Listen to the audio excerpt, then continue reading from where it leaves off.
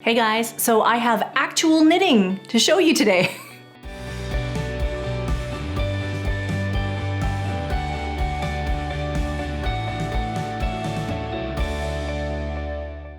Hi guys, thank you guys so much for being here. My name is Felicia from SweetGeorgia Yarns, and this is Taking Back Friday. This is where we come every Friday and we talk about knitting and spinning and weaving and dyeing and all those fiber arts that I love. And we talk specifically about making time to make things.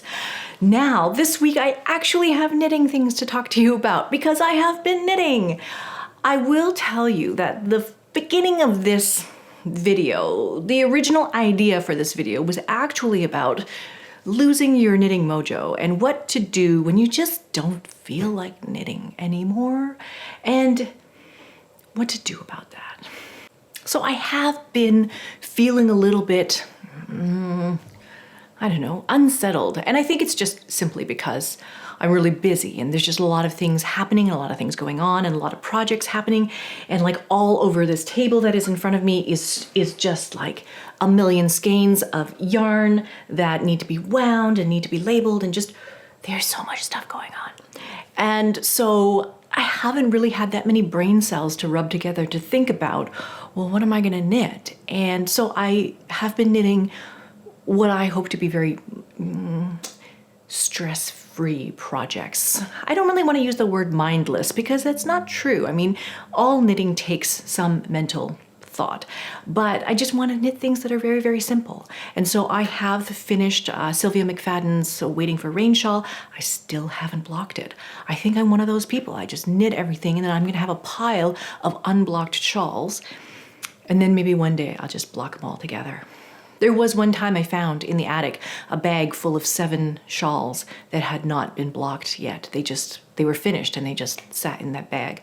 So that is a little bit of that's a little bit of me. But in any case, I found a new project to work on, and I think I told you guys about this a couple weeks ago. I was very, very excited about knitting Caitlin Hunter's new Navelli. So this is her Navelli pattern. It is basically like a summer short sleeve shirt kind of pattern with some color work at the bottom. I was particularly drawn to this pattern because it only used 4 skeins of yarn. It used 2 for the color work and then another 2 colors, 2 skeins for the main color. So that's pretty doable. You can pretty much look in your stash and find 2 skeins that are the same color. And so that's what I did. So you can see that this is the project that I've been knitting so far. I'm probably almost through, I guess, the body part of it. So it started off with the darker color for the color work, just some 1x1 ribbing. And then this is the color work chart. Now, the color that I originally used for the lighter color was a sample skein that we were dyeing for consideration for one of the collections. And so it was basically this color, which is the fauna color, but we dyed it at a much lighter strength. So all of the variation that's in this skein was much more subtle, much lighter. And so that's what I started with. I had that lighter color to start with. And then I ran out of that lighter color, and then I didn't have any more of that lighter color because it was a test skein. So I had to use what we actually have, which is the fauna skein. And this is like a sample that I have, a sample mini skein that I had at home. And so what I did was I alternated between the lighter fauna and the darker fauna for maybe a few rows before completely switching over to this color. So you can maybe see that in my color work, the transitions are a little bit not entirely consistent. So down here, the lower half of the chart is a little bit lighter, the white is a little bit whiter, and then the upper part of the chart, the lighter part is not as light as the bottom part. I don't know if it's that noticeable. The other thing that I found was a little bit tricky and challenging was that I'd used this color, which is coming out for fall. This is the Arbutus colorway, and I had it left over from the color field scarf that I wove for the Rigid Head Up class. So I've used part of this skein for warp for that scarf, and then I've also used part of the skein for the darker color of the colorwork section here. And still there's this much yarn left. So you don't really need a full skein for any of these colorwork sections. So there's brown in here in this fawn color, and there's brown in here. And so sometimes in the color work where the brown of the fauna and the brown of the arbutus kind of met, the color work design was not as clear. I don't think it really makes a difference. It doesn't really mess with the overall effect, but it's just less defined than if you had picked two perfectly solid and distinct colors. So in any case, I don't mind. I quite like it. And I love that it's all switched over to the main color now. So this main color is also a test skein from my stash. There was actually 2 of these skeins, and what I'm doing is I'm actually alternating between each one of these skeins. So I think someone told me in a previous video how to alternate skeins a little bit better, but I basically just change skeins at the beginning of every round. So you can see there's a little bit of a line here moving up because this is where I'm carrying up the yarn. I think someone told me that there's a way to do it without there being a line, and I thought it was amazing at the time, and then I forgot how to do that. So I'm doing this right now. So that is this project, and I believe this section, basically I have to knit 4 inches of stockinette.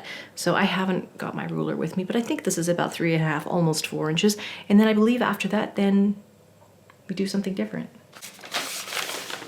Oh yes, so after that I have to divide for armholes. So then you just work on the back, and then you just work on the front, and then it will be done. Yeah, so I'm super excited about wearing this. I am using the needle sizes that were specified by Caitlin in the pattern. I did not swatch ahead of time. And so I'm hoping that the color work will all block out, and this will all block out, and it will be nice and even. I hope that you swatch when you knit this pattern. I always encourage swatching. I just don't. So that's it for this project. We did, in my excitement, make a whole bunch of kits for this particular pattern. So if you are possibly interested in knitting something similar to this, knitting this same pattern, we have a bunch of kits on the website right now. The other thing that we were super excited to make kits for is something that you might have seen us come out with this week on Instagram. And it is basically a bunch of mini skein sets. So we have for many years now, we started this when we hit our 10-year anniversary, we started making the Party of 5 mini skein sets. So that was back in 2015. That's 4 years ago. We started making these Party of 5 mini skein sets. So they are basically 5 skeins of Tough Love Sock, and each mini skein is a quarter of a skein. What we did this time is we heard about Casapinka's new mystery knit along project that's coming out, and it's called A Perfect Blend, and she showed some photographs of some ideas for putting together mini skeins to make this shawl. Casapinka's shawl project is 12 mini skeins long, and it's 12 mini skeins designed to go in some sort of a gradient. Now, our mini skeins are not available for sale in individual skeins. That would be kind of tricky to inventory. That would be a nightmare to keep track of.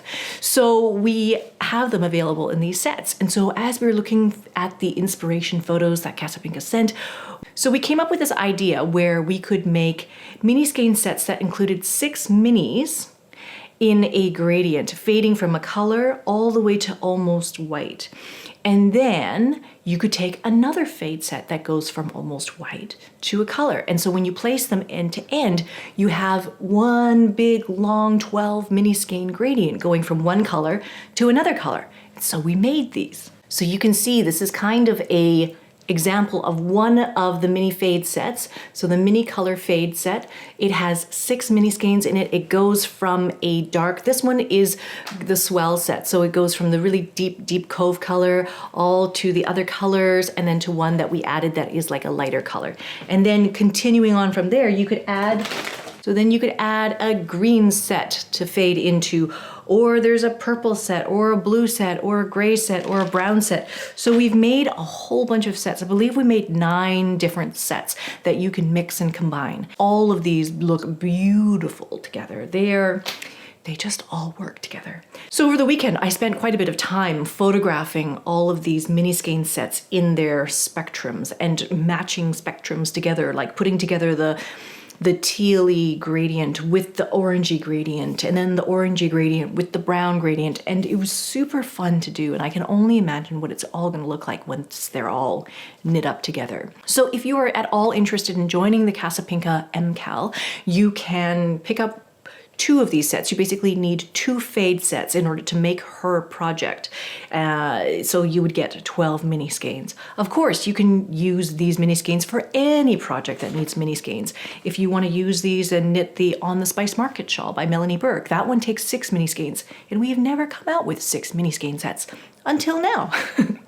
So any project that you want that might take 6 or 12 mini skeins would work with these projects. So when I think back to that topic that we talked about at the beginning about like losing your knitting mojo and just feeling a little bit out of sorts and not really knowing what to make, I think that what ultimately got me out of that was just feeling like I can just make a bunch of things that don't necessarily have to have any grand purpose at the end of the day. Like, I'm gonna knit this Navelli and it's gonna be a sweater and I'm gonna wear it, but I'm not so attached. I'm not so invested in it. It's like, it's entertainment right now. It's just fun to knit. It doesn't have to mean anything. It doesn't have to prove anything. It's just a fun thing to knit. So I'm quite enjoying this. I'm looking forward to wearing it once it's all finished. I hope it's not too hot. I mean, it's right now, it's already too hot in Vancouver, and I don't know that I could wear it, but definitely in the fall, maybe I'll wear it at Knit City. Maybe you'll see me wear it at Knit City. So in any case, besides the knitting part of it, I am basically all in right now making courses for the School of Sweet Georgia. It's quite a busy time. I am dyeing a whole bunch of things for this fiber reactive dye class. And then I have Mariana Frocton Garden, who used to work at our studio. She was a dyer with 20 years of dye experience. She specifically specializes in resist dyeing. And so she is coming to my house on Monday, and we are gonna dye a whole bunch of things that are kind of like shibori style, resist dyeing techniques, folding, binding, those kinds of techniques. And we're going to film that. That's going to go on the School of Sweet Georgia later on this year. And I'm also going to Sunshine Coast next week to film Jana Maria Valley and her tapestry weaving. And that's going to also become a course on the School of Sweet Georgia. So many things happening right now. And I hope that in maybe like a couple of weeks, I can show you sort of a behind the scenes sneak peek at what we've been filming and what we're doing sort of there at the School of Sweet Georgia. So if you are feeling a little bit out of sorts and you're not quite sure what to make or, what to do, I hope that you find some inspiration. I hope that you just, it's summertime.